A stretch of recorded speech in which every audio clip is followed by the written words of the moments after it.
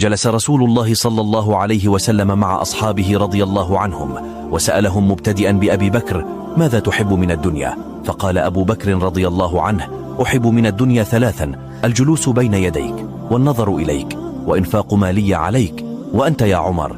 قال: أحب ثلاثا: أمر بالمعروف ولو كان سرا، ونهي عن المنكر ولو كان جهرا، وقول الحق ولو كان مرا. وأنت يا عثمان؟ قال: أحب ثلاثا: إطعام الطعام، وإفشاء السلام، والصلاة بالليل والناس نيام. وأنت يا علي؟